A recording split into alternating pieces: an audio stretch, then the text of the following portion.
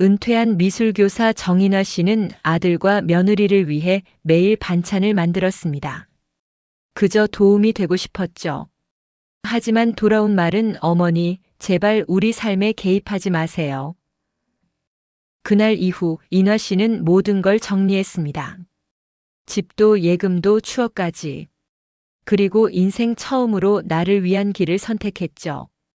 누군가를 위해 너무 오래 희생해 온 적 있나요? 이 이야기는 한 여자가 다시 자기 자신으로 피어나는 이야기입니다.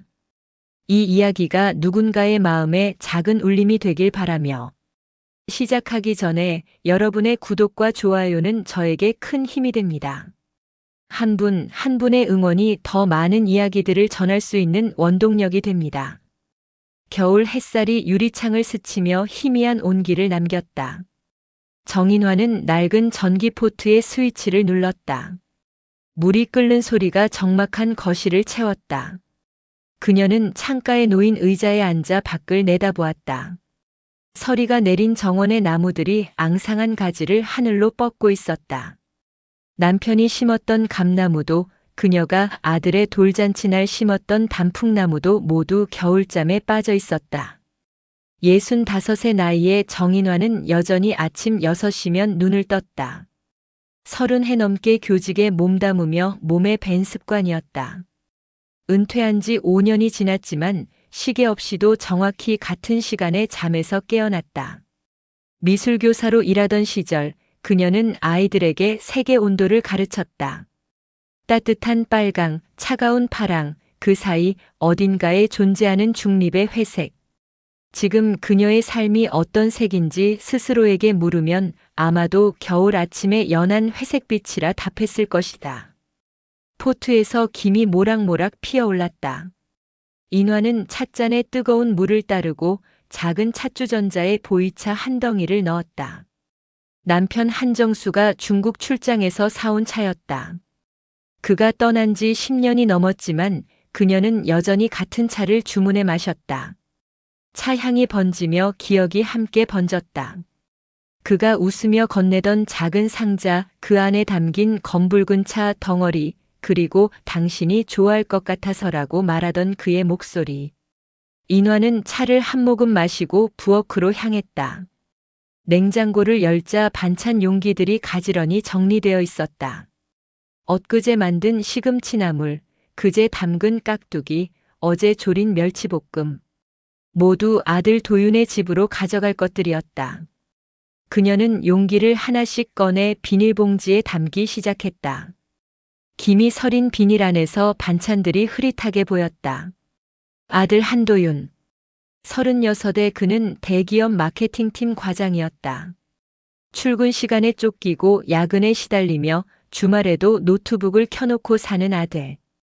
며느리 윤혜림은 출판사 편집자로 늘 마감에 쫓기는 표정이었다. 두 사람은 결혼한 지 4년이 넘었지만 아이는 없었다. 아직 준비가 안 됐어요 라는 말만 반복했다. 인화는 더 이상 묻지 않았다. 자식이 준비됐다고 느낄 때까지 기다리는 것도 어미의 몫이라 생각했다. 그녀는 반찬 봉지를 들고 현관으로 나왔다. 신발장 위에는 도윤이 중학생 때 만든 도자기 화분이 놓여 있었다. 서툰 손길로 빚어 울퉁불퉁했지만 인화는 그 화분을 버리지 못했다. 그 안에는 작은 다육이가 자라고 있었다. 아들의 손길이 남긴 흔적을 키우는 것 같아서 매일 물을 주었다. 문을 열고 밖으로 나서자 차가운 공기가 얼굴을 스쳤다. 인화는 두꺼운 외투깃을 세우고 대문을 나섰다. 버스 정류장까지는 10분 거리였다. 그녀는 천천히 걸으며 동네를 둘러보았다. 익숙한 풍경이었다. 30년 넘게 살아온 동네. 골목 어귀의 슈퍼마켓, 모퉁이의 작은 세탁소, 매일 아침 문을 여는 빵집. 모든 것이 제자리에 있었다. 변하지 않는 것들 사이에서 그녀만 조금씩 늙어가고 있었다. 버스가 도착했다. 인화는 카드를 찍고 빈자리에 앉았다. 손에 든 비닐봉지에서 희미한 참기름 냄새가 났다. 옆자리에 앉은 젊은 여성이 이어폰을 끼고 스마트폰을 들여다보고 있었다. 인화는 그녀의 옆얼굴을 힐끗 보았다. 해림과 비슷한 나이였다. 피곤한 표정, 어깨에 맨 무거운 가방, 손톱에 벗겨진 매니큐어. 그녀도 누군가의 딸이고 어쩌면 누군가의 며느리일 것이었다. 버스는 천천히 도시를 가로질렀다. 아파트 단지들이 지나갔다. 도윤과 해림이 사는 곳도 저런 아파트 중 하나였다. 20층 높이의 건물, 100여 가구가 똑같은 구조로 쌓여 있는 곳. 인화는 그곳이 낯설었다. 복도를 걸을 때마다 어느 집이 아들의 집인지 헷갈렸다. 현관문들이 모두 똑같아 보였다. 버스에서 내려 아파트 단지로 들어섰다. 경비원이 고개를 끄덕이며 인사했다. 그녀가 도윤의 어머니라는 걸 알았다. 인화는 미소로 답하고 엘리베이터를 탔다. 18층. 버튼을 누르고 천천히 올라가는 동안 그녀는 손에 든 봉지를 내려다보았다. 이 정성이 아들에게 닿을까? 며느리에게는 어떻게 받아들여질까? 엘리베이터 문이 열렸다. 복도는 조용했다. 1803호. 도윤의 집 앞에 섰다. 인화는 잠시 망설이다 초인종을 눌렀다. 안에서 발소리가 들렸다. 문이 열리고 해림이 나타났다. 파자마 차림이었다. 머리는 헝클어져 있었다. 어머니, 또 오셨어요? 해림의 목소리에는 피곤함이 묻어 있었다. 인화는 봉지를 들어 보이며 말했다. 반찬 좀 만들어 왔어. 바쁠 텐데 잘 챙겨 먹어야지. 해림은 잠시 봉지를 바라보다 받아들었다. 고맙다는 말은 없었다. 그녀는 봉지를 들고 안으로 들어가며 말했다. 들어오실래요? 도윤이는 아직 자고 있어요. 인화는 현관에 들어섰다. 거실은 어질러져 있었다. 소파 위에는 옷가지들이 널려 있었고 테이블 위에는 택배 상자와 서류 뭉치들이 쌓여 있었다. 설거지는 싱크대에 그대로였다. 인화는 자연스럽게 부엌으로 향했다. 내가 설거지 좀 할게. 해림이 뒤따라 들어오며 말했다. 아니에요, 어머니. 제가 할게요. 하지만 인화는 이미 수도꼭지를 틀고 고무장갑을 끼고 있었다. 해림은 잠시 망설이다 한숨을 쉬며 돌아섰다. 그녀의 등 뒤로 작은 긴장이 흘렀다. 인화는 그것을 느꼈지만 모른 척했다. 그릇들을 닦으며 그녀는 생각했다. 며느리가 왜 그렇게 불편해하는지. 자신은 그저 도와주고 싶을 뿐인데. 설거지를 마치고 거실로 나왔을 때 도윤이 방에서 나오고 있었다. 부스스한 머리, 주름진 티셔츠. 그는 어머니를 보고 어색하게 웃었다. 엄마 언제 오셨어요? 조금 전에. 반찬 가져왔어. 도윤은 부엌을 보고 고개를 끄덕였다. 설거지까지 하셨네요? 안 하셔도 되는데. 또 그 말이었다. 안 하셔도 되는데. 인화는 가슴 한편이 서늘해지는 것을 느꼈다. 그녀는 평생 누군가를 위해 무언가를 했다. 학생들을 위해, 남편을 위해, 아들을 위해. 그것이 그녀가 사랑을 표현하는 방식이었다. 하지만 지금 그 사랑은 불필요한 것이 되어가고 있었다. 그래, 그럼 나는 갈게. 인화는 가방을 들었다. 도윤이 현관까지 따라 나왔다. 엄마 주말에 저희가 갈게요. 같이 밥 먹어요. 그래, 알았어. 인화는 신발을 신고 문을 나섰다. 엘리베이터를 기다리며 뒤를 돌아보았다. 아들의 집 문은 이미 닫혀 있었다. 그녀는 천천히 숨을 내쉬었다. 입에서 나온 하얀 입김이 공기 중으로 흩어졌다. 집으로 돌아오는 길, 인화는 창밖을 바라보았다. 하늘은 잔뜩 흐려 있었다. 곧 눈이 내릴 것 같았다. 그녀는 문득 남편이 생전에 했던 말을 떠올렸다. 당신은 너무 많이 주려고 해. 때론 받는 것도 필요한데. 그때는 그 말의 의미를 몰랐다. 지금은 조금 알 것 같았다. 주는 것만큼 받지 못하는 것도 외로운 일이라는 것을. 집에 도착해 문을 열었다. 텅 빈 거실이 그녀를 맞았다. 인화는 외투를 벗고 소파에 앉았다. 창밖으로 눈이 내리기 시작했다. 하얀 눈송이들이 천천히 소리 없이 내려앉았다. 그녀는 그것을 바라보며 차가운 찻잔을 손에 쥐었다. 식어버린 차는 이미 쓴맛만 남아 있었다. 토요일 아침 눈이 내렸다. 처음에는 가늘게 흩날리다가 점점 굵어졌다. 인화는 새벽부터 일어나 부엌에 섰다. 오늘은 도윤 부부가 점심을 먹으러 온다고 했다. 그녀는 냉장고에서 갈비를 꺼냈다. 이틀 전부터 간장에 재워둔 것이었다.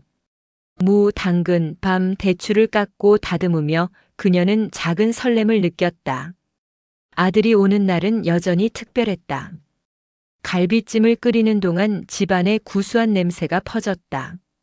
인화는 가끔 뚜껑을 열어 국물을 떠서 맛을 보았다. 간이 적당했다. 그녀는 다락방에서 오래된 상자를 꺼내왔다. 그 안에는 자신이 직접 구워 만든 도자기 그릇들이 담겨 있었다. 은퇴 후 취미로 배운 도예였다. 손으로 빚어 만든 그릇들은 모양이 제각각이었지만 그래서 더 정이 갔다. 인화는 그중 가장 마음에 드는 것을 골랐다. 옅은 청록색 유약이 흐르는 큰 접시였다. 시계를 보니 11시였다. 도윤이 12시에 온다고 했다. 인화는 거실을 정리하고 테이블을 닦았다. 창밖으로는 눈이 계속 내렸다. 마당의 감나무 가지 위에 하얀 눈이 소복이 쌓였다. 그녀는 현관문을 열고 밖을 쓸었다. 차가운 공기가 폐 속 깊이 들어왔다. 숨을 들이쉴 때마다 가슴이 시렸다.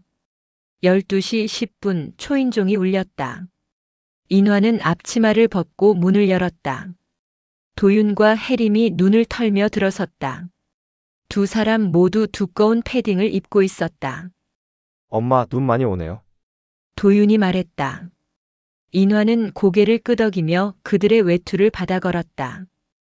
혜림은 실내화로 갈아 신으며 거실을 둘러보았다. 언제나처럼 깨끗했다. 창가에는 작은 화분들이 가지런히 놓여 있었고 벽에는 인화가 그린 수채화가 걸려 있었다. 앉아라, 밥 차릴게. 인화는 부엌으로 들어가 갈비찜을 도자기 접시에 담았다. 김이 모락모락 피어올랐다. 그녀는 밥과 국, 반찬들을 차려 테이블에 놓았다. 도윤과 혜림이 자리에 앉았다. 인화는 그들 앞에 갈비찜 접시를 놓으며 말했다. 많이 먹어. 내가 좋아하는 거 만들었어. 도윤은 접시를 보며 잠시 말이 없었다. 그는 젓가락을 들었다가 내려놓았다. 엄마, 이런 거 안 하셔도 돼요. 인화의 손이 멈췄다. 그녀는 아들을 바라보았다. 무슨 소리야? 요즘엔 배달 시키면 되잖아요. 이렇게까지 준비 안 하셔도. 도윤의 말에 혜림이 그의 팔을 슬쩍 쳤다. 하지만 이미 말은 나가버렸다. 인화는 천천히 자리에 앉으며 미소를 지었다. 억지로 지은 미소였다. 배달 음식보다 엄마가 해준 게 맛있지 않니? 그런 게 아니라 엄마도 쉬셔야죠. 인화는 밥그릇을 들었다. 식욕이 없었지만 숟가락을 입에 가져갔다. 밥알이 목구멍을 넘어가지 않았다. 그녀는 국물로 억지로 밥을 삼켰다. 테이블 위에는 침묵이 내려앉았다. 젓가락 부딪히는 소리만 작게 들렸다. 한참 후 인화가 조심스럽게 물었다. 요즘 젊은 사람들은 정성이 싫은 거냐? 혜림이 고개를 들었다. 그녀는 잠시 망설이다 조심스럽게 웃으며 답했다. 아니에요, 어머니. 그냥 각자 방식이 다른 거죠. 각자. 그 단어가 인화의 귓가에 맴돌았다. 각자의 방식, 각자의 살, 각자의 영역. 그 말 속에는 선명한 경계가 그어져 있었다. 우리와 당신을 나누는 보이지 않는 선. 인화는 숟가락을 내려놓았다. 그녀가 평생 지워온 경계가 지금 다시 그어지고 있었다. 그래, 각자구나. 인화의 목소리는 낮았다. 도윤이 뭔가 말하려 했지만 그녀가 먼저 일어섰다. 많이 먹어. 나는 배불러서. 그녀는 부엌으로 들어가 설거지를 시작했다. 손이 떨렸다. 찬물이 손등을 적셨지만 차가운지도 몰랐다. 거실에서는 도윤과 혜림이 작은 목소리로 무언가 이야기하고 있었다. 인화는 그들의 대화를 듣지 않으려 애썼다. 수도꼭지 물소리를 더 크게 틀었다. 점심을 마치고 도윤 부부는 1시간쯤 머물다 돌아갔다. 인화는 현관까지 배웅하며 억지로 밝게 웃었다. 조심히 가거라. 문이 닫혔다. 거실은 다시 고요해졌다. 인화는 테이블로 돌아왔다. 갈비찜 접시는 반도 먹지 않은 채 남아 있었다. 그녀가 정성껏 준비한 음식들이 식어가고 있었다. 김이 사라진 접시 위로 기름이 하얗게 굳어가기 시작했다. 그녀는 남은 음식을 용기에 담았다. 냉장고 문을 열었을 때 이미 가득 찬 반찬들이 보였다. 지난주에 만든 것들이었다. 도윤에게 가져다 주려 했지만 가져가지 않은 것들. 인화는 용기를 냉장고 한쪽 구석에 억지로 밀어 넣었다. 문을 닫을 때 플라스틱 용기들이 서로 부딪히며 소리를 냈다. 오후 내내 눈이 내렸다. 인화는 소파에 앉아 창밖을 바라보았다. 마당이 점점 하얗게 변해갔다.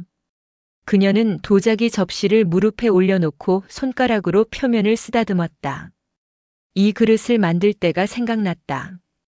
흙을 만지며 느꼈던 촉감, 물레가 돌아가는 소리, 유약을 바르고 가마에 넣었을 때의 기대감. 완성된 그릇을 꺼냈을 때 그녀는 이것을 아들에게 주리라 생각했었다. 하지만 아들은 그 그릇에 담긴 음식을 원하지 않았다. 배달 음식이 더 편하다고 했다. 인화는 그 말의 의미를 곱씹었다. 편하다는 것. 그것은 부담이 없다는 뜻이기도 했다. 받으면 갚아야 한다는 의무감이 없다는 것. 그렇다면 자신의 정성은 아들에게 빚이 되고 있는 걸까? 사랑이 짐이 되어가고 있는 걸까? 저녁 무렵 눈은 멈췄다. 인화는 외투를 입고 밖으로 나갔다. 마당에 쌓인 눈을 쓸어내려 했지만 곧 다시 쌓일 것 같았다. 그녀는 쓸던 빗자루를 멈추고 주저앉았다. 차가운 눈 위에 앉아 하늘을 올려다보았다. 구름 사이로 저녁 하늘이 보였다. 회색과 보라색이 섞인 색이었다. 석양도 없이 어둠이 내려오고 있었다. 그때 오래된 기억이 떠올랐다. 도윤이 5살 때였다. 그 아이가 유치원에서 그림을 그려왔다. 엄마 얼굴이었다. 동그란 얼굴에 점 2개로 그린 눈, 웃는 입. 그림 아래에는 서툰 글씨로 엄마 좋아라고 쓰여 있었다. 인화는 그 그림을 액자에 넣어 지금도 간직하고 있었다. 그때의 아들은 엄마를 그렸다. 지금의 아들은 엄마에게서 멀어지고 있었다. 인화는 천천히 일어섰다. 눈이 묻은 옷을 털고 집 안으로 들어갔다. 현관에서 신발을 벗을 때 그녀는 자신의 발이 차갑게 얼어 있다는 것을 깨달았다. 감각이 없었다. 발을 구르고 비벼도 온기가 돌아오지 않았다. 그날 밤 인화는 잠들지 못했다. 침대에 누워 천장을 바라보았다. 어둠 속에서 희미하게 보이는 천장의 금. 오래된 집이라 곳곳에 금이 가 있었다. 남편이 살아있을 때는 그 금들을 메꾸려 했었다. 하지만 그가 떠난 후 인화는 그대로 두었다.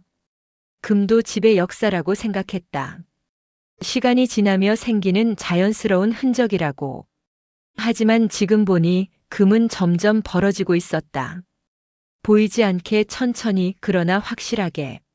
언젠가는 무너질지도 모를 정도로. 인화는 눈을 감았다. 어둠 속에서 도윤의 목소리가 들렸다.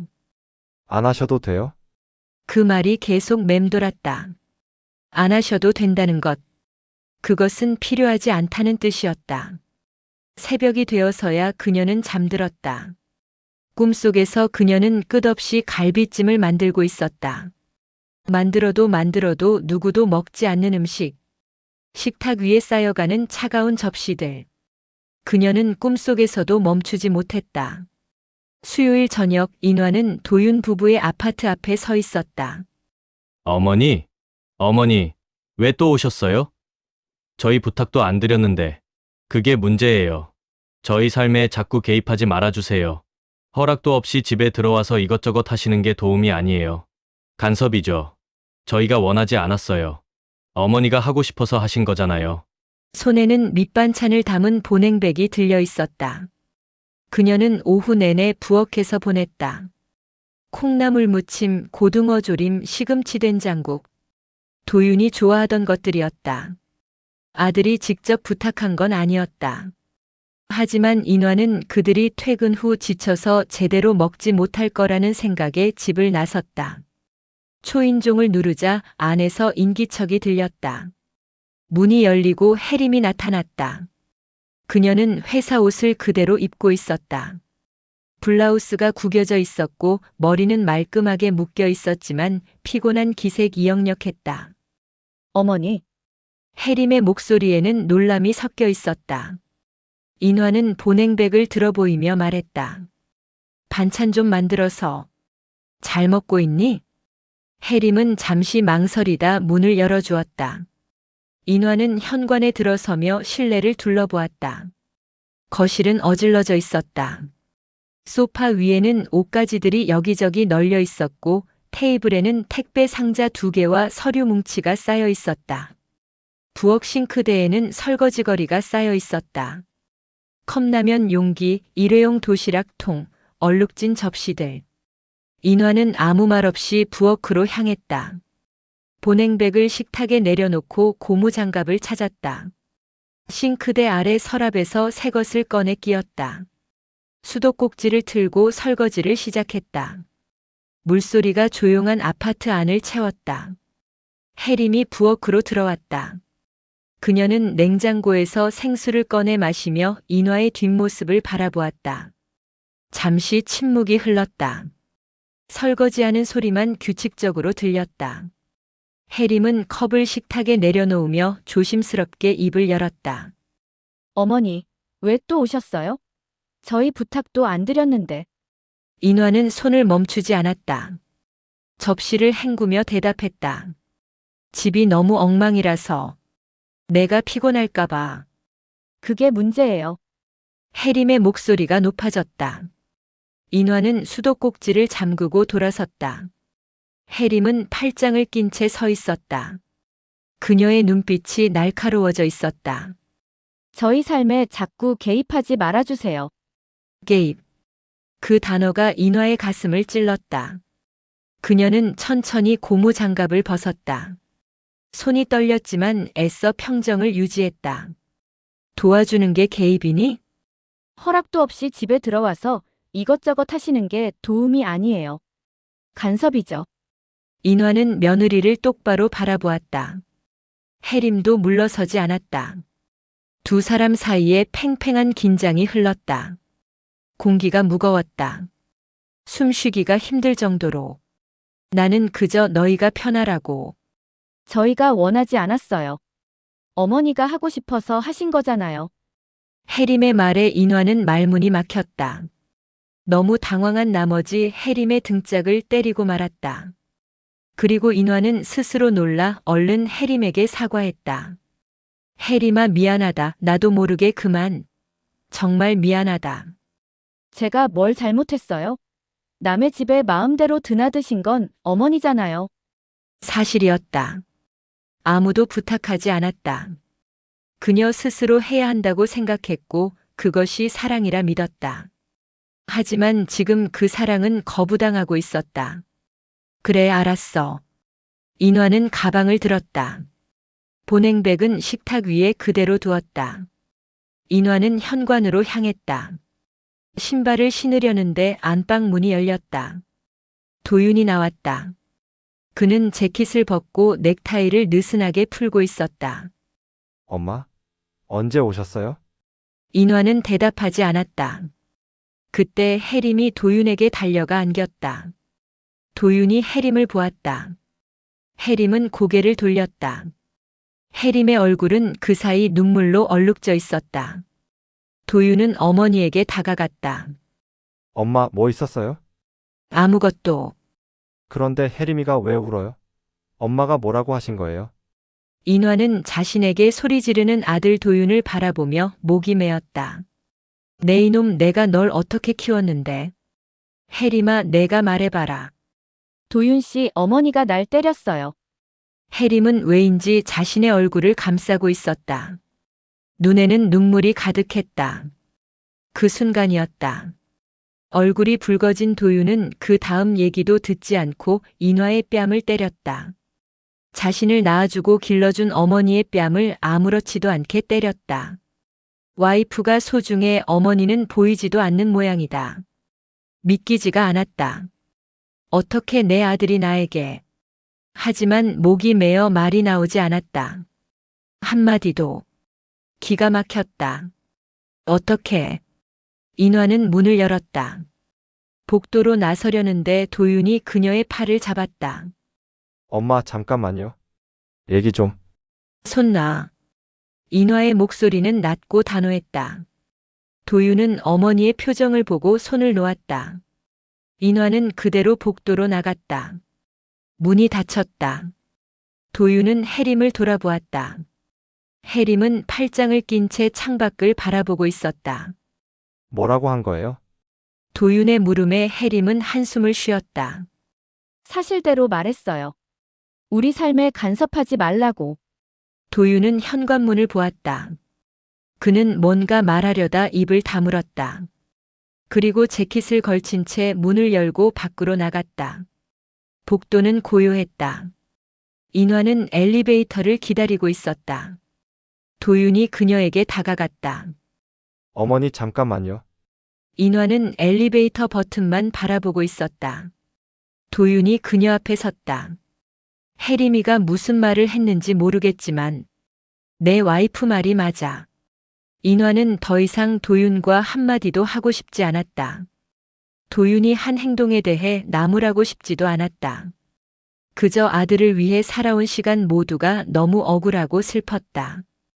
그녀는 아들을 올려다보았다. 도윤은 어머니의 눈빛에서 본 적 없는 차가움을 느꼈다. 나는 너희 삶에 간섭했어. 허락도 없이. 그게 아니라 이제 안 그럴게. 엘리베이터가 도착했다. 문이 열렸다. 인화는 안으로 들어갔다. 도윤이 따라 들어오려 했지만 그녀가 손을 들어 막았다. 됐어.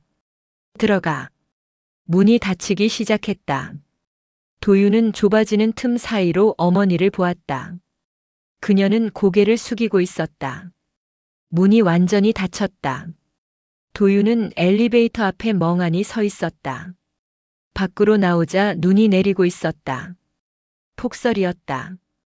인화는 외투깃을 세우고 걸었다. 눈발이 거세게 얼굴을 때렸다. 차가웠다. 하지만 가슴속이 더 차가웠다. 버스 정류장까지 가는 동안 그녀의 발자국이 눈 위에 찍혔다. 하지만 곧 새로운 눈에 덮여 사라졌다.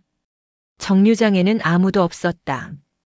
인화는 벤치에 앉아 눈을 맞았다. 머리카락 위로, 어깨 위로, 무릎 위로 눈이 쌓였다. 그녀는 손을 내밀어 눈송이를 받았다. 손바닥 위에서 눈은 금세 녹아 물이 되었다. 형체도 없이 사라졌다. 버스가 왔다. 인화는 천천히 일어나 올라탔다. 좌석에 앉아 창밖을 바라보았다. 도시 전체가 하얗게 변해가고 있었다. 모든 것이 눈에 묻혀 경계를 잃어가고 있었다. 건물과 길, 나무와 하늘의 구분이 흐려졌다. 세상이 하나의 색으로 통일되어 가고 있었다. 집에 도착했을 때 인화는 완전히 젖어 있었다. 그녀는 외투를 벗고 욕실로 들어갔다. 뜨거운 물을 틀었다. 욕조에 물이 차오르는 동안 그녀는 거울 속 자신을 바라보았다. 젖은 머리카락, 핏기 없는 얼굴, 처진 어깨. 65살의 여자가 거기 있었다. 누군가의 어머니이기 이전에 한 명의 늙어가는 인간이. 인화는 욕조에 몸을 담갔다. 뜨거운 물이 차가운 몸을 감쌌다. 하지만 따뜻해지지 않았다. 그녀는 눈을 감았다. 물속에서 혜림의 목소리가 울렸다.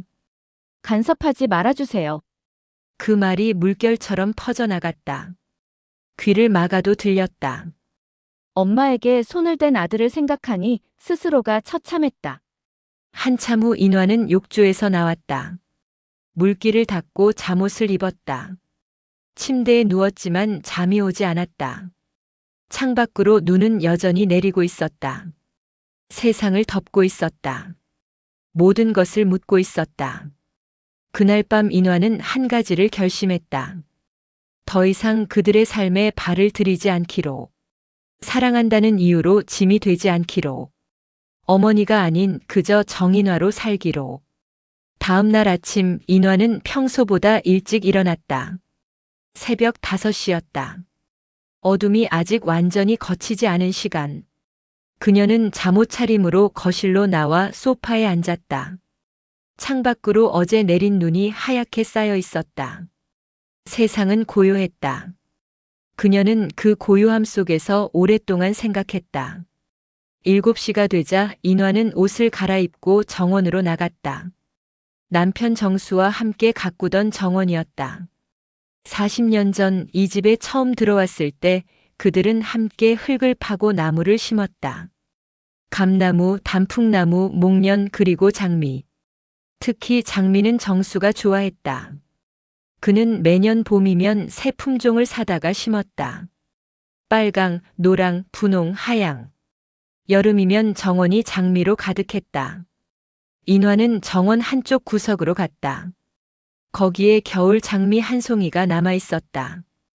흰색에 가까운 연분홍 장미였다. 눈 속에서도 피어 있는 유일한 꽃. 그녀는 가위를 들고 조심스럽게 줄기를 잘랐다. 장미를 손에 쥐고 한참 바라보았다.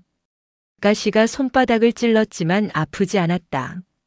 아니, 아픈 것을 느끼지 못했다.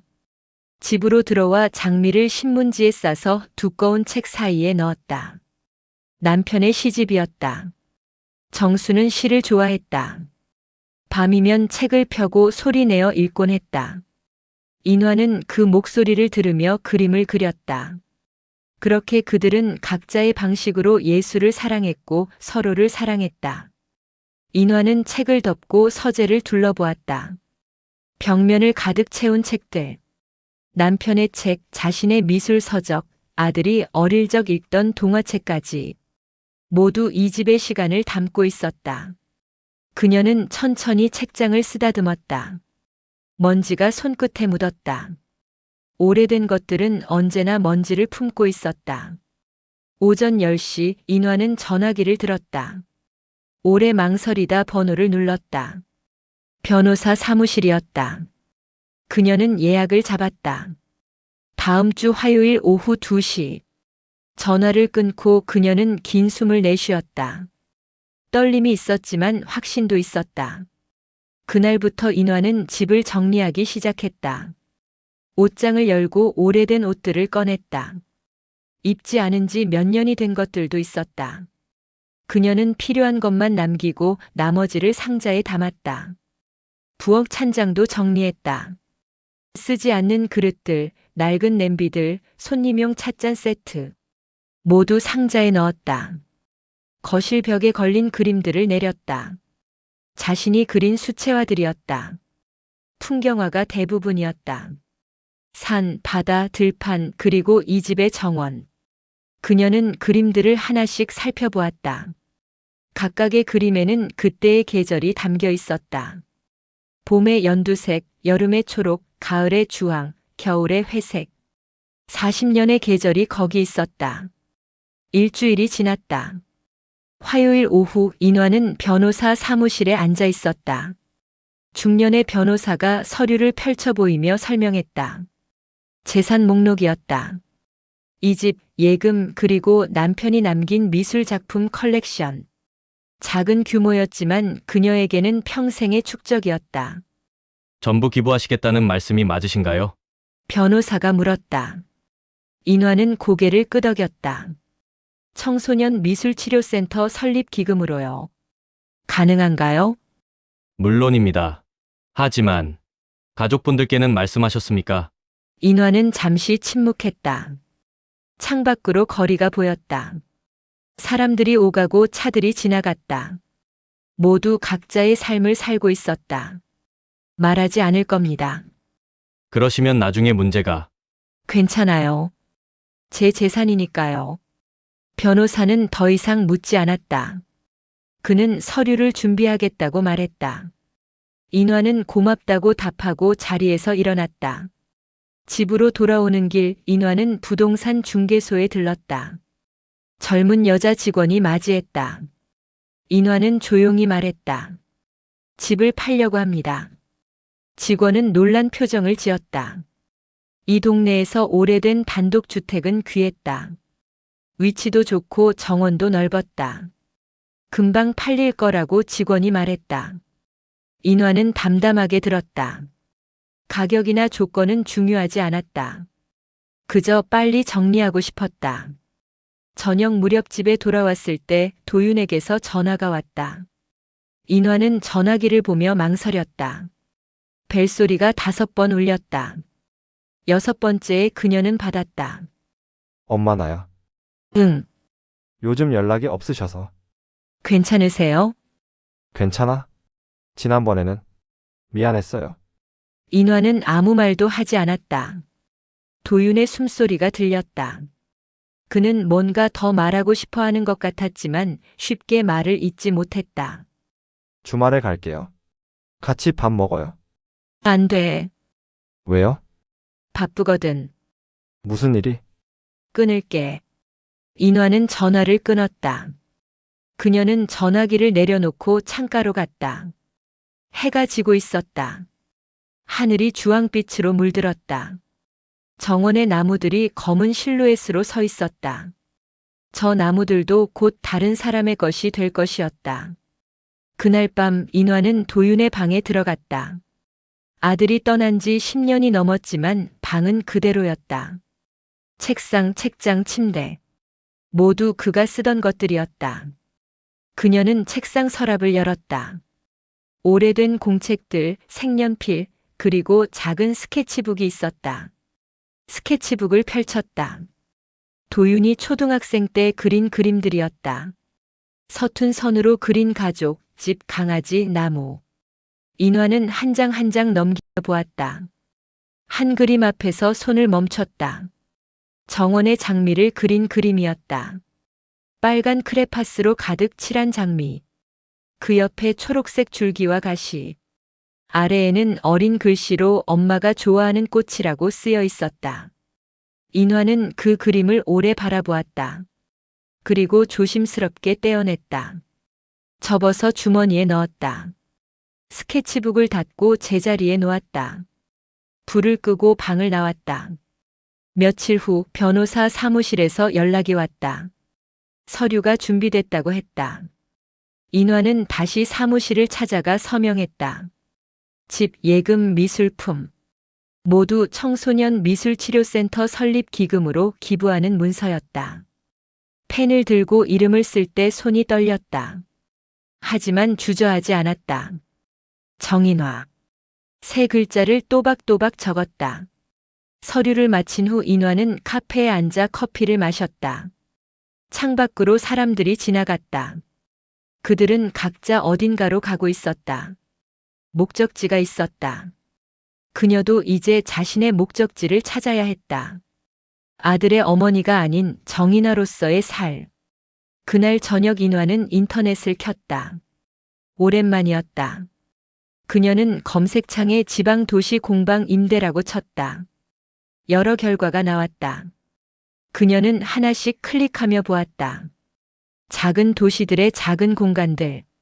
그곳에서 새로 시작할 수 있을 것 같았다. 밤이 깊어갔다. 인화는 컴퓨터를 끄고 침대에 누웠다. 천장을 바라보며 생각했다. 이것이 옳은 선택인지. 하지만 옳고 그름은 중요하지 않았다.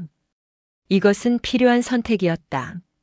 자신을 위한 그리고 어쩌면 아들을 위한. 봄이 오고 있었다. 인화가 새로 정착한 도시는 서울에서 기차로 2시간 거리에 있는 작은 지방 도시였다. 인구 3만 명 남짓한 곳. 번화가도 없고 높은 건물도 없었다. 대신 낮은 주택들과 좁은 골목길, 그리고 천천히 흐르는 강이 있었다. 인화는 구도심 한가운데 있는 오래된 건물을 임대했다. 1층은 작은 갤러리로 2층은 공방으로 꾸몄다. 건물 뒤편에는 작은 마당이 딸려 있었다. 그녀는 그곳에 흙을 고르고 화단을 만들었다. 아직 무엇을 심을지는 정하지 않았다. 서두르지 않기로 했다. 시간이 알려줄 것이었다. 공방을 여는데 한 달이 걸렸다. 인화는 혼자 벽을 칠하고 선반을 설치했다. 물레를 들여놓고 가마를 설치했다. 유약을 정리하고 도구들을 배치했다. 모든 것을 천천히 자신의 손으로 했다. 서두르지 않았다. 급할 것이 없었다. 이제 그녀에게는 시간이 있었다. 갤러리 벽에는 자신이 그린 그림 몇 점을 걸었다. 많지 않았다. 여백이 많은 공간. 그것이 좋았다. 빈 공간은 가능성이었다. 무엇이든 채워질 수 있는 여지였다. 공방 문을 연 첫날 아무도 오지 않았다. 인화는 혼자 물레 앞에 앉아 흙을 만졌다. 손끝에서 차가운 흙이 돌아갔다. 형태를 잡고 무너지고 다시 세우고 그 반복이 명상 같았다. 생각이 비워졌다. 도윤도 해림도 서울의 집도 모두 잊혔다. 그날 이후로 인화는 도윤을 마음에서 지우기로 했었다. 이틀째 되는 날 한 노인이 문을 열고 들어왔다. 70대쯤 되어 보이는 남자였다. 그는 갤러리를 둘러보다 인화에게 말했다. 여기서 도자기를 배울 수 있습니까? 인화는 고개를 끄덕였다. 네, 가능합니다. 얼마입니까? 무료입니다. 노인은 놀란 표정을 지었다. 인화는 미소를 지었다. 취미로 하는 거예요. 돈은 받지 않습니다. 노인은 잠시 망설이다 등록하겠다고 말했다. 이름은 김성호였다. 은퇴한 교사라고 했다. 아내를 일찍 여의고 혼자 산다고 했다. 심심해서 왔다고 했다. 인화는 그의 말을 조용히 들었다. 그리고 물레 앞에 앉으라고 했다. 일주일 후 김성호는 매일 왔다. 그리고 또 다른 사람들이 하나둘 모여들기 시작했다. 은퇴한 주부, 대학을 휴학한 젊은 여자, 퇴직한 공무원. 모두 저마다의 이유로 이곳을 찾았다. 인화는 그들에게 흙을 만지는 법을 가르쳤다. 말은 많지 않았다. 손으로 보여주고 그들이 따라하게 했다. 어느 토요일 오후 한 여자가 어린 아이의 손을 잡고 들어왔다. 아이는 10살쯤 되어 보였다. 여자는 조심스럽게 물었다. 아이가 그림을 배울 수 있을까요? 인화는 아이를 보았다. 아이는 고개를 숙이고 있었다. 수줍음이 많아 보였다. 물론이죠. 언제부터 오고 싶니? 아이는 대답하지 않았다. 여자가 대신 말했다. 다음 주부터 보내겠습니다. 얼마를 내야 하나요? 받지 않습니다. 그럴 순 없죠. 선생님도 생활이. 괜찮습니다. 아이들에게는 돈을 받지 않아요. 여자는 난처한 표를 지었다. 인화는 아이에게 다가가 무릎을 굽혔다. 아이와 눈높이를 맞췄다. 그림 그리는 거 좋아하니? 아이가 작게 고개를 끄덕였다. 인화는 미소 지었다. 그럼 다음 주에 와. 같이 그림 그리자. 아이의 눈빛이 조금 밝아졌다. 그날 저녁 인화는 2층 공방에서 혼자 작업했다. 새로운 도자기 작품을 만들고 있었다. 형태는 정하지 않았다. 손이 가는 대로 빚었다. 완성된 것은 불규칙한 모양의 화분이었다. 울퉁불퉁했지만 나름의 균형이 있었다. 창밖으로 어둠이 내렸다. 거리에 불이 하나둘 켜졌다. 인화는 창가에 서서 밖을 바라보았다. 이 도시의 밤은 조용했다. 서울처럼 소란스럽지 않았다. 사람들이 서두르지 않았다. 모든 것이 천천히 움직였다. 한 달이 지났다. 공방에는 10명 남짓한 사람들이 드나들었다. 어떤 이는 매일 왔고 어떤 이는 일주일에 한 번 왔다. 인화는 그들을 재촉하지 않았다. 각자의 속도로 오고 가게 했다. 그들은 흙을 만지며 이야기를 나눴다. 가족 이야기, 과거 이야기, 후회와 희망의 이야기. 인화는 대부분 들었다. 가끔 짧게 대답했다. 어느 날 처음 왔던 그 아이가 물었다. 선생님, 이건 어떤 모양이에요? 아이가 만든 것은 기묘한 형태의 그릇이었다. 둥글지도 네모지도 않은. 인화는 그것을 들여다보며 말했다. 이건 내가 찾아가는 모양이지. 찾아가는 모양이요? 응. 정답은 없어. 내가 만들고 싶은 대로 만드는 거야. 아이는 고개를 갸웃했다. 하지만 곧 다시 흙을 만지기 시작했다. 인화는 그 모습을 보며 미소 지었다. 아이의 집중하는 얼굴. 그 순수함. 예전에 도윤도 저런 표정으로 그림을 그렸었다. 저녁이 되어 사람들이 하나씩 돌아갔다. 인화는 공방을 정리했다. 물레를 닫고 도구들을 제자리에 놓았다. 바닥을 쓸고 창문을 닫았다. 모든 것을 천천히 정성스럽게 했다. 서두를 이유가 없었다. 2층 작은 방으로 올라갔다. 그녀가 사는 공간이었다. 침대와 책상, 옷장 하나. 그것이 전부였다. 부엌은 아래층 공방 한쪽에 있었다. 간단히 요리할 수 있을 정도. 인화는 많은 것을 필요로 하지 않았다. 필요한 것만 있으면 됐다. 잠자리에 들기 전 그녀는 창가에 섰다. 별이 보였다. 서울에서는 보지 못했던 별들. 하늘 가득 박혀 있었다. 인화는 오래 그것들을 바라보았다. 저 별들도 각자의 자리에서 빛나고 있었다. 누구를 위해서가 아니라 그저 존재하기 때문에. 침대에 누워 눈을 감았다. 도윤 생각이 났다. 그는 지금 무엇을 하고 있을까? 혜림과는 잘 지내고 있을까? 어머니가 사라진 것을 알았을까? 마음에서 지웠다고 생각했지만 인화는 여전히 어머니였다. 궁금했지만 연락하지 않았다. 아직은 때가 아니었다. 거리가 필요했다. 서로에게. 그날 밤 인화는 깊이 잠들었다. 오랜만에 악몽 없는 잠이었다. 꿈속에서 그녀는 넓은 들판을 걷고 있었다. 끝없이 펼쳐진 들판. 그 위로 해가 떠오르고 있었다. 따뜻한 빛이 온몸을 감쌌다. 그녀는 걸었다. 어디로 가는지 몰랐지만 괜찮았다. 방향보다 걷는 것 자체가 중요했다. 새벽에 눈을 떴을 때 인화는 미소 짓고 있었다. 이상했다. 오랜만에 느끼는 평온함이었다. 죄책감도 불안도 외로움도 없었다. 그저 고요한 충만함. 그녀는 창밖을 보았다. 동쪽 하늘이 밝아오고 있었다. 새로운 하루가 시작되고 있었다. 인화는 일어나 옷을 입었다. 아래층으로 내려가 공방 문을 열었다. 신선한 아침 공기가 들어왔다. 그녀는 깊이 숨을 들이쉬었다. 살아있다는 느낌.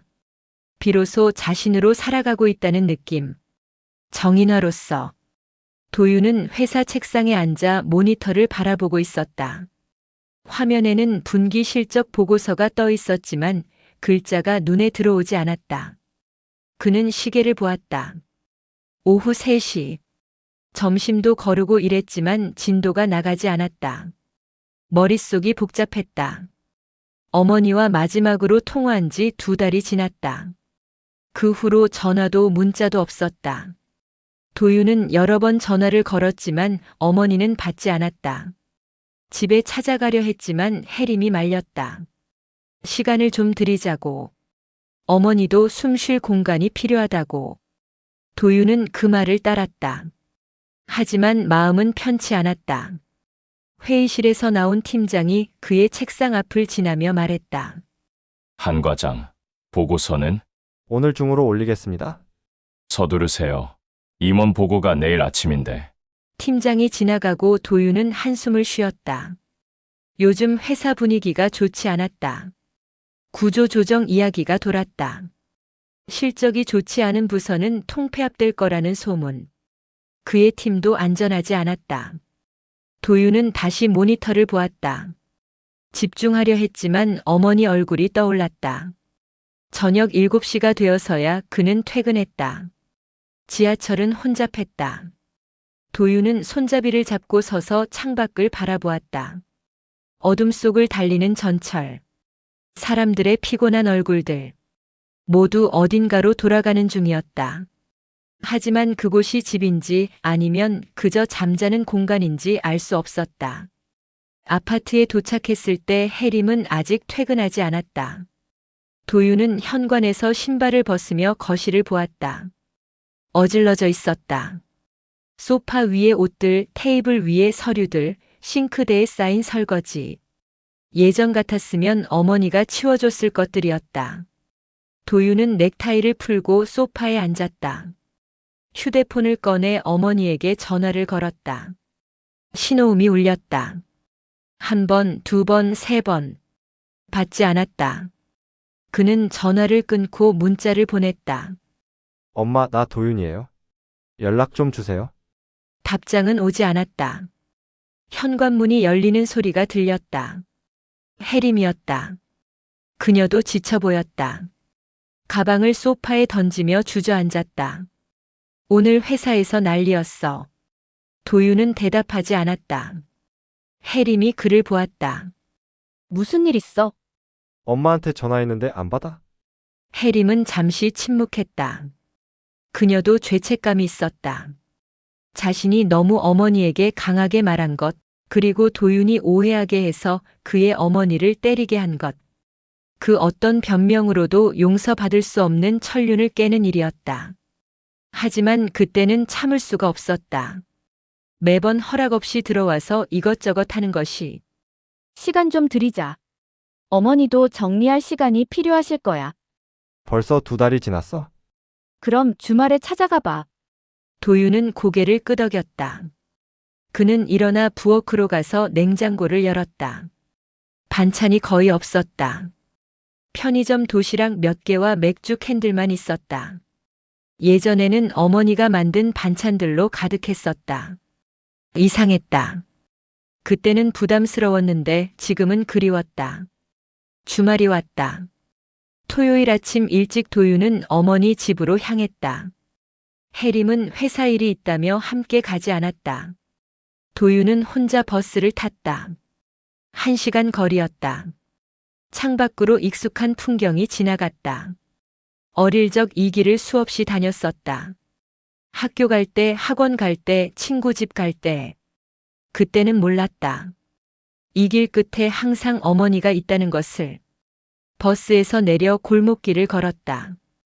익숙한 동네였다. 하지만 뭔가 달라 보였다. 무엇이 달라졌는지 알 수 없었다. 도윤은 어머니 집 앞에 섰다. 대문은 굳게 닫혀 있었다. 초인종을 눌렀다. 반응이 없었다. 다시 눌렀다. 여전히 아무 소리도 들리지 않았다. 도윤은 담장 너머로 집을 들여다보았다. 정원이 보였다. 낙엽이 쌓여 있었다. 아무도 치우지 않은 것 같았다. 창문에는 커튼이 쳐져 있었다. 집이 텅 빈 것처럼 보였다. 불안한 느낌이 들었다. 옆집 대문이 열리며 중년 여자가 나왔다. 도윤을 보고 아는 척을 했다. 도윤이 아니니 어머니 찾아왔어. 네, 그런데 안 계신 것 같아요. 아, 그럼 몰랐구나. 이사 가셨어. 도윤은 얼어붙었다. 이사요? 언제요? 한 달쯤 됐나. 집도 팔리고. 어디로 가셨는데요? 그건 나도 몰라. 말씀 안 하시더라고. 옆집 아줌마는 그렇게 말하고 들어갔다. 도윤은 멍하니 집을 바라보았다. 어머니가 떠났다. 아무 말도 없이. 그는 휴대폰을 꺼내 다시 전화를 걸었다. 여전히 받지 않았다. 집으로 돌아오는 길 도윤의 머릿속은 복잡했다. 어머니가 자신 때문에 떠난 것 같았다. 한 가지는 확실했다. 어머니는 더 이상 기다리지 않기로 한 것이었다. 아파트에 도착했을 때 혜림이 물었다. 어머니 만났어? 이사 가셨대? 뭐? 도윤은 소파에 주저앉았다. 혜림이 그의 옆에 앉았다. 어디로 가셨는데? 몰라. 아무한테도 말 안 하셨대? 침묵이 흘렀다. 혜림은 죄책감을 느꼈다. 도윤도 자신이 돌이킬 수 없는 폐륜을 저질렀다는 것을 알고 있었다. 하지만 돌이킬 수 없었다. 이미 일어난 일이었다. 며칠 후 변호사 사무실에서 연락이 왔다. 도윤 앞으로 온 서류가 있다고 했다. 그는 퇴근 후 사무실을 찾아갔다. 변호사가 봉투를 건넸다. 도윤은 그것을 열었다. 재산 처분 통지서였다. 어머니가 모든 재산을 청소년 미술치료센터 설립 기금으로 기부했다는 내용이었다. 도윤은 서류를 읽으며 손이 떨렸다. 집도 예금도 미술품도 모두. 남긴 것이 하나도 없었다. 아니, 하나 남긴 것이 있었다. 편지였다. 봉투 안에 손편지가 들어있었다. 도윤은 그것을 꺼냈다. 어머니의 글씨였다. 도윤아, 내가 어릴 적 그린 첫 그림을 아직도 가지고 있다. 그때 넌 색을 겁내지 않았지. 빨강도 파랑도 노랑도 마음껏 칠했어. 선 밖으로 나가도 상관없었어. 그저 그리고 싶은 대로 그렸지. 인생도 그런 거야. 색을 내는 게 두려워서 회색으로만 살지 말길. 내가 원하는 색을 칠해. 실수해도 괜찮아. 다시 그리면 되니까. 엄마는 이제 내 색을 찾으려 한다. 늦었지만 아직 늦지 않았다고 믿어. 너도 내 색을 찾길 바란다. 나를 위해서가 아니라 너 자신을 위해서. 사랑한다. 항상. 도윤은 편지를 읽으며 눈물이 났다. 그제야 깨달았다. 어머니의 기분은 단절이 아니라 해방의 선언이었다. 자신에게서 벗어나겠다는 것이 아니라 서로를 짐에서 해방시키겠다는 것이었다. 어머니는 더 이상 헌신하는 어머니로 살고 싶지 않았던 것이었다. 그저 정인화로 살고 싶었던 것이었다. 도윤은 변호사 사무실을 나와 거리를 걸었다. 봄바람이 불었다. 따뜻했다. 그는 멈춰 서서 하늘을 올려다보았다. 구름이 천천히 흘러가고 있었다. 그는 생각했다. 자신은 지금까지 무슨 색으로 살아왔을까? 회사가 정해준 색, 사회가 요구하는 색으로만 살지 않았을까? 그날 밤 도윤은 책상 서랍을 뒤졌다. 오래된 것들 사이에서 작은 종이 한 장을 찾았다. 어린 시절 그린 그림이었다. 어머니가 언제 여기 넣어둔 것인지 모르겠지만 거기 있었다. 빨간 크레파스로 그린 해, 파란 하늘, 초록 나무 그리고 노란 집. 선은 삐뚤빼뚤했고 색은 선 밖으로 나갔지만 그림은 행복해 보였다. 도윤은 그 그림을 오래 바라보았다. 그리고 결심했다. 어머니를 찾아야 한다고. 사과해야 한다고. 그리고 함께 새로운 색을 찾아야 한다고. 봄의 초입이었다.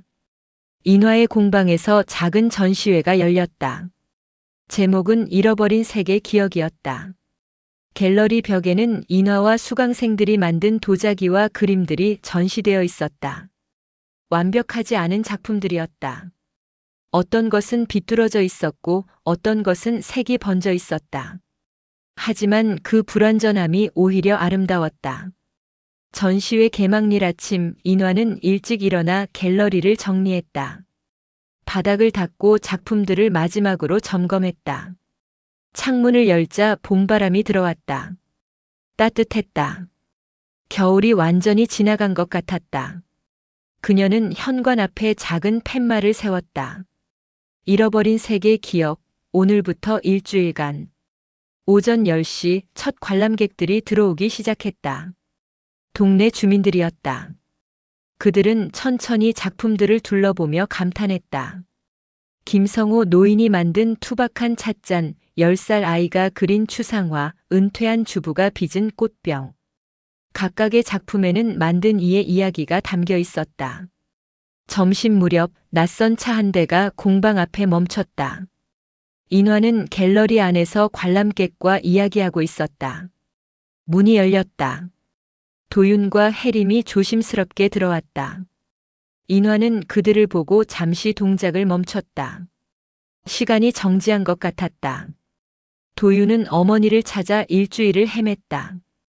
변호사에게 물어봐도 알려주지 않았다.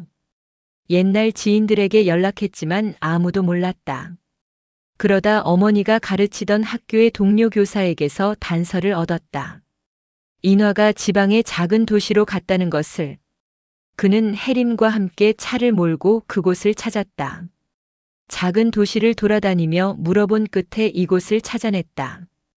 인화는 천천히 그들에게 다가갔다. 표정은 평온했다. 예전처럼 반가워하지도 그렇다고 차갑지도 않았다. 그저 담담했다. 어떻게?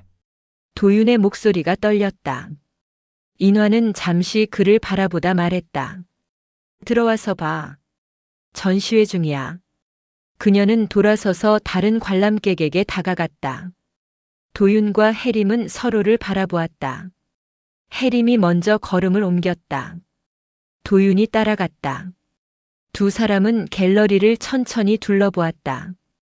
벽에 걸린 그림들은 수채화였다. 풍경화가 대부분이었지만 어떤 것은 추상화였다.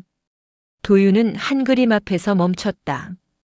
겨울 정원을 그린 그림이었다. 눈 덮인 나무들, 하얀 대지, 그리고 그 한가운데 붉은 장미 한 송이. 그림 아래 작은 글씨로 제목이 적혀 있었다. 해방? 도윤은 그 그림을 오래 바라보았다. 가슴이 먹먹했다. 이것이 어머니가 찾은 색인가? 차가운 겨울 속에 피어난 따뜻한 색. 혜림이 그의 옆에 섰다. 그녀도 그림을 보며 아무 말도 하지 못했다. 1시간쯤 지났을까? 관람객들이 하나둘 나갔다. 갤러리는 조용해졌다. 인화가 그들에게 다가왔다. 그녀는 2층을 가리키며 말했다. 올라올래? 차 한잔하자. 도윤과 혜림은 고개를 끄덕였다. 세 사람은 좁은 계단을 올라 2층 공방으로 갔다. 작은 공간이었다. 물레, 선반, 도구들이 놓여 있었다. 한쪽에는 간이 부엌이 있었다. 인화는 물을 끓이고 찻잔을 꺼냈다. 손수 만든 도자기 잔이었다. 세 개를 테이블에 놓고 차를 따랐다. 앉아. 인화의 말에 도윤과 혜림이 자리에 앉았다. 침묵이 흘렀다. 차 향기만 공간을 채웠다. 도윤이 먼저 입을 열었다. 엄마, 어떻게 찾았니? 학교 선생님께 물어봤어요. 인화는 고개를 끄덕였다. 차를 한 모금 마셨다. 도윤은 어머니의 얼굴을 보았다. 예전과 달라 보였다. 더 편안해 보였다. 눈빛에 평온함이 있었다. 왜 아무 말도 없이 떠나셨어요? 말했으면 잡았겠지. 당연하죠. 어머니인데. 인화는 잠시 침묵했다. 창밖을 보았다. 봄볕이 따스했다. 나는 이제 어머니이기 전에 정인화야. 내 삶을 살고 싶었어. 혜림이 조심스럽게 말했다. 어머니, 그때는 제가 너무 심했어요. 인화는 혜림을 보았다. 며느리의 눈에 미안함이 어려 있었다. 인화는 고개를 저었다. 아니야. 넌 옳았어. 나는 너희 삶에 간섭했어. 그게 아니라 괜찮아. 그 일이 없었다면 나는 깨닫지 못했을 거야. 도윤이 물었다. 뭘 깨달으셨는데요? 인화는 차를 내려놓았다. 두 손으로 잔을 감쌌다. 따뜻함이 손바닥에 전해졌다. 사랑한다는 이유로 누군가의 짐이 되어선 안 된다는 거. 헌신이 항상 옳은 건 아니라는 거. 때론 놓아주는 것이 진짜 사랑이라는 거. 도윤의 눈시울이 붉어졌다. 그는 주머니에서 편지를 꺼냈다. 어머니가 남긴 편지였다. 이거 받았어요. 인화는 편지를 보고 미소 지었다. 읽었니? 네, 여러 번. 그럼 알겠구나. 내가 왜 떠났는지. 도윤은 고개를 끄덕였다. 한참 후 그가 말했다. 엄마, 미안했어요. 엄마가 그렇게 외로워할 줄 몰랐어요. 인화는 아들을 바라보았다. 그의 눈에서 진심을 읽었다. 외로웠던 건 나뿐만이 아니었지. 너희도 지쳐 있었잖아. 혜림이 말했다. 하지만 저희가 어머니를 됐어. 이제 그 이야기는 그만하자. 인화의 목소리는 단호했지만 따뜻했다. 그날의 일은 그 누구도 입 밖으로 꺼내지 않았다. 서로를 핥히고 아프게 하는 얘기일 테니까. 그녀는 일어나 창가로 갔다. 밖으로 작은 마당이 보였다. 거기에 새로 만든 화단이 있었다. 저기 봐. 곧 장미를 심을 거야. 도윤과 혜림이 창가로 왔다. 마당은 작았지만 햇볕이 잘 들었다. 겨울에도 피는 장미래. 추위를 견디고 피어나는.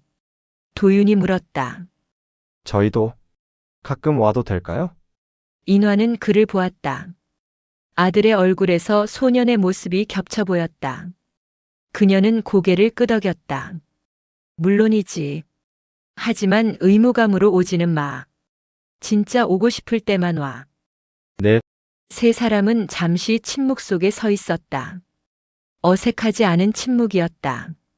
말이 아닌 침묵으로 이해가 오갔다. 용서와 화해가 말없이 흘렀다. 혜림이 조심스럽게 말했다. 어머니, 저희 도울 일 있으면 말씀하세요. 인화는 미소 지었다. 괜찮아. 나는 이제 혼자서도 잘해. 그 말에는 자립의 기쁨이 담겨 있었다. 도윤은 그것을 느꼈다.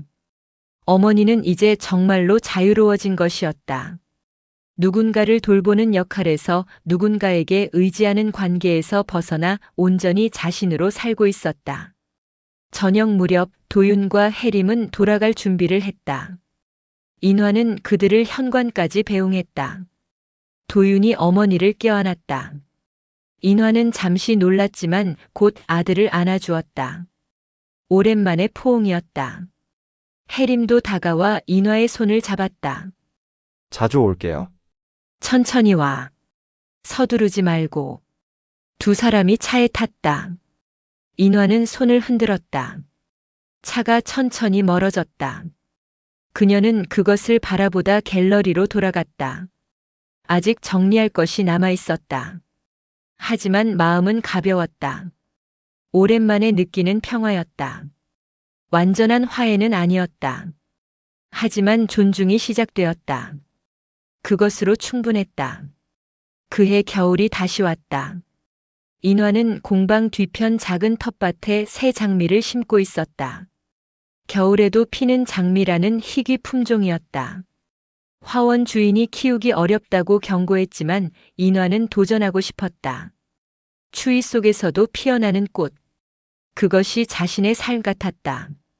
삽으로 흙을 파고 뿌리를 심었다. 차가운 바람이 불었지만 인화는 개의치 않았다. 장갑을 낀 손으로 조심스럽게 흙을 덮었다. 물을 주고 일어서서 심은 장미를 내려다보았다. 아직 작은 모종이었다. 하지만 봄이 오면 자랄 것이었다. 그리고 언젠가는 겨울에도 꽃을 피울 것이었다. 뒤에서 발소리가 들렸다. 돌아보니 도윤과 혜림이었다.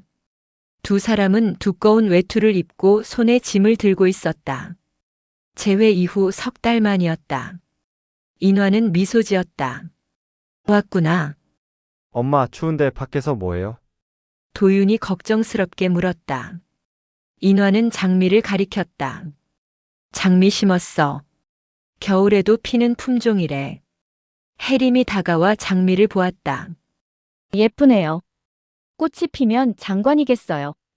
그러려면 시간이 걸리겠지. 서두르지 않으려고. 세 사람은 안으로 들어갔다. 공방은 따뜻했다. 난로가 타고 있었다. 인화는 외투를 벗으며 말했다. 차 끓일게. 제가 할게요. 혜림이 먼저 부엌으로 갔다. 인화는 그녀를 말리지 않았다. 도윤은 창가에 서서 밖을 보았다. 작은 마당에 심은 장미가 보였다. 앙상한 가지만 남은 나무들 사이에 초록색 모종 하나가 외로워 보였다. 엄마, 저 장미 정말 겨울에 필까요? 글쎄, 모르지. 하지만 기대는 해봐야지. 도윤은 어머니를 보았다. 그녀의 얼굴에는 평온함이 있었다. 예전처럼 불안하거나 초조해 보이지 않았다. 무언가를 증명하려 하지도 않았다. 그저 있는 그대로였다. 혜림이 차를 들고 왔다. 세 사람은 테이블에 둘러앉았다. 따뜻한 차 향기가 퍼졌다. 한참 침묵이 흐른 후 도윤이 입을 열었다. 엄마, 회사 그만뒀어요. 인화는 놀란 표정으로 아들을 보았다. 왜? 더 이상 하고 싶지 않았어요. 매일 숫자만 보고 실적만 쫓고. 그게 제 삶인지 의문이 들었어요. 혜림이 거들었다. 저도 출판사 그만뒀어요. 이제 프리랜서로 일하려고요. 인화는 두 사람을 번갈아 보았다. 그들의 눈빛이 예전과 달랐다. 피곤함 대신 결연함이 있었다. 그래서 이제 뭘 할 건데? 도윤이 차를 한 모금 마시고 말했다. 아직 정하지 못했어요. 하지만 엄마 말씀처럼 제 색을 찾고 싶어요. 인화는 미소 지었다. 아들이 자신의 편지를 기억하고 있었다. 시간이 걸릴 거야. 알아요? 서두르지 않으려고요. 혜림이 덧붙였다. 저희 매주 주말마다 올까 해요. 괜찮으시면요. 인화는 잠시 생각했다. 예전 같았으면 너무 기뻐서 당장 승낙했을 것이었다. 하지만 지금은 달랐다. 그녀는 신중하게 물었다. 정말 오고 싶어서? 네. 혜림의 대답은 확고했다. 인화는 고개를 끄덕였다.